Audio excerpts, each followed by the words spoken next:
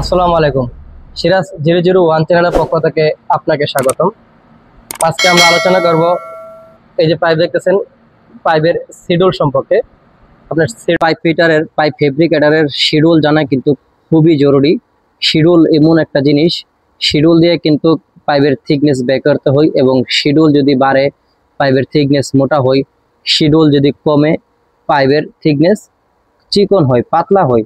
এই যে দেখতেছেন পাইপটা, এই যে দেখেন, এইটা হচ্ছে থিকনেস। দেখতেছেন বাহিরেরটা ওডি, ভিতরেরটা আইডি। বাহিরে ওডি, ভিতরে আইডি। আর এই মাঝখানে যেটা, এইটা হচ্ছে থিকনেস। এই থিকনেসটা হচ্ছে মোটাটা আর কি, পাইপের মোটা। এই মোটাটাকে কিন্তু শিডিউল হিসেবে ধরা হয়, মতলব শিডিউল হিসাবে এই মোটাটাকে ধরা হয়, থিকনেসটাকে। যদি আপনার শিডিউল বড় হয়, এই মোটাটা বেড়ে যাবে। ফর এক্সাম্পল, আপনি এখন 40 শিডিউলের কাজ করেন, তখন আপনি 40 শিডিউলের পরে আপনার পাইপ আসছে 80 শিডিউলের। 80 শিডিউলের পাইপ আসলে কিন্তু পাইপের থিকনেসটা যেটা, এটা মোটা হয়ে যাবে। যেতে এবার এই যে পাইপটা, এই পাইপের থিকনেসটা মোটা হয়ে যাবে।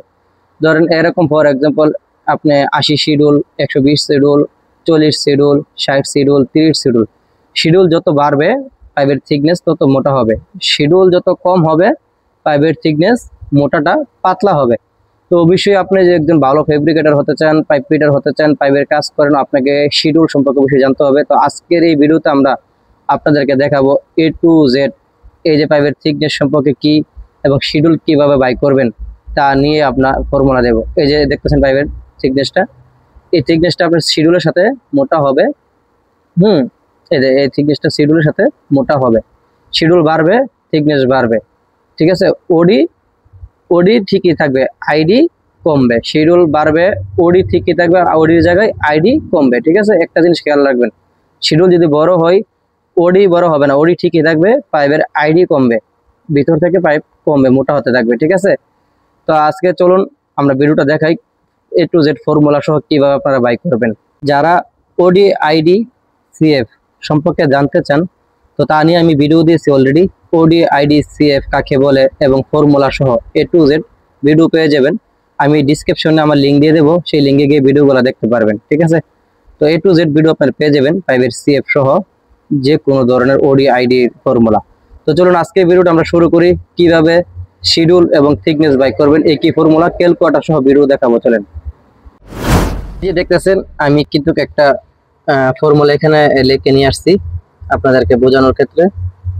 এই যে দেখেন এই ফর্মুলাটা, এখানে প্রথম রুট নিয়েছি, তারপর ব্র্যাকেট দিছি, তারপর শিডিউল 40 দিছি, তারপর ইনটু দিছি, তারপর এই যে 1 দেখতেছেন এটা ইঞ্চি, আমি 1 ইঞ্চি দিছি। ঠিক আছে, তারপর ব্র্যাকেট ক্লোজ করছি, তারপর ডিভাইড দিছি, তারপর আমি 2 দিছি, তারপর সমান সমান আমার যে আনসার আসছে এটা হচ্ছে 3.60, মানে 3.16। তার মানে কি আপনি বুঝতে পারছেন? তো আপনি যদি, আমি 40 শিডিউলের দেখাইছি, শিডিউল আপনি যদি মনে করেন যে এখন আপনি 60 শিডিউল নেবেন, তাহলে এখানে আপনি 60 লিখবেন, 60 লিখবেন। আপনি শিডিউল 80 নেবেন, এখানে আপনি শিডিউল জায়গাটা পরিবর্তন করে 80 লিখে দিবেন। আপনি শিডিউল 120 নেবেন, তাহলে আপনি পরিবর্তন করে 120 লিখবেন। আপনি শিডিউল শুধু 20 নেবেন, তাহলে এখানে 40-এর জায়গায় 20 দিবেন। শুধু এই যে একটা পরিবর্তন হবে।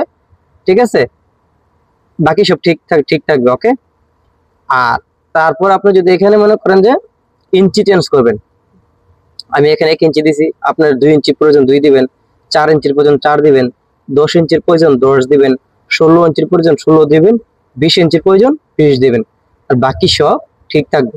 তারপর আপনার এখানে যে আনসারটা আসবে এইটাই হবে আপনার থিকনেসটা, অর্থাৎ পাইপের মোটাটা। এখানে যে আনসারটা আসবে সমান সমানে গেলে এই আনসারটাই হবে পাইপের মোটা। এই যে তখন ধরে যে দেখালাম আমি পাইপের মোটাটা, থিকনেস কাকে বলে, এই পাইপের যে মোটাটা, এই থিকনেসটা, এটাই শিডিউল বাড়বে, ঠিক মোটাটা বাড়বে। শিডিউল কমবে, মোটাটা কি কমবে, থিকনেসটা কমবে, পাতলা হবে। তো অবশ্যই মনে রাখবেন। তো এখন আমি আপনাদেরকে ক্যালকুলেটর করে দেখাবো। ঠিক আছে, যারা না বুঝতে পারেন এই ফর্মুলাটা, যারা না বুঝতে পারতেছেন, আমি এখন ক্যালকুলেটর করব। ক্যালকুলেটর আপনারা দেখেন আমি কিভাবে করি, আশা করি ক্যালকুলেটর দেখলে বুঝতে পারবেন। চলেন দেখাচ্ছি ক্যালকুলেটরে। এই যে দেখতেছেন আমি প্রথম রুট নিয়েছি, তারপরে ব্র্যাকেট নিয়েছি, ঠিক আছে। তারপর এখন আমি আপনাদেরকে দেখাবো শিডিউল 40, যেটা আমি ভিডিওতে দেখাইছি। এখন কি নিলাম, শিডিউল 40 নিলাম, মতলব 40 নিয়েছি। এখন আমি দিছি ইন্টু দেওয়ার পরে আমি দেবো ইঞ্চি। এখন আমি 1 ইঞ্চির পাইপ নিয়েছি, 1 ইঞ্চির পাইপ নিয়ে আমি ব্র্যাকেট ক্লোজ করলাম। তারপর আমি নিয়েছি কি ডিভাইড দিয়ে আমি দিলাম 2। এইটাই হলো আপনার মূলত ফর্মুলা, ঠিক আছে। তো আনসার আমার কি আসছে দেখেন, সেম আনসার যেটা আমি যে ফর্মুলাটা আপনাদেরকে দেখিয়েছিলাম একটু আগে, এই আনসারটা দেখেন 3.16 অর্থাৎ 3.16। অর্থাৎ আপনি যদি শিডিউল চেঞ্জ করেন, মতলব আপনি 80 শিডিউল, 60 শিডিউল, 120 শিডিউল, যত শিডিউল চেঞ্জ করবেন এই 40-এর জায়গায় এটা চেঞ্জ করে দিবেন, বাকিগুলো ঠিক থাকবে। তখনই আপনার এখানে যে আনসারটা আসবে নিচে সমান সমান দেওয়ার পরে, এটাই হলো আপনার থিকনেস এবং শিডিউল। এটাকে বলে শিডিউল, আর এই থিকনেসটাই আপনি পাইবেন, ঠিক আছে। এখন আপনার যদি আপনি ইঞ্চি চেঞ্জ করেন, সেম এই যে এখানে আমি 1 দিয়ে লাগছি, তার মানে 1 ইঞ্চি। এখানে আমি 2 দিলে 2 ইঞ্চি হবে, 3 দিলে 3 ইঞ্চি, 4 দিলে 4 ইঞ্চি। যেইভাবে শিডিউলটা চেঞ্জ করবেন ঠিক এইভাবেই ইঞ্চি চেঞ্জ করবেন। এটা একটা ম্যাজিক ফর্মুলা, একদম সহজ ফর্মুলা। আজকে আপনি যদি আমার চ্যানেল নতুন হয়ে থাকেন, অবশ্যই চ্যানেলটা সাবস্ক্রাইব করে দিবেন এবং পাশের থাকা বেল আইকনটা বাজিয়ে দিবেন, যাতে সবসময় আমাদের ভিডিওগুলো আপনি পান। পরবর্তী কোনো টপিকে ভিডিও চান তাও কমেন্ট করে জানাতে পারেন। ইনশাল্লাহ আমরা পাইপ ফিটার, ফায়ার অ্যালার্ম সম্পর্কে কাজ করি, ঠিক আছে। আপনারা এই 3 ধরনের টপিকের মধ্যে যে কোনো ভিডিও চান ইনশাল্লাহ আমরা দেবো।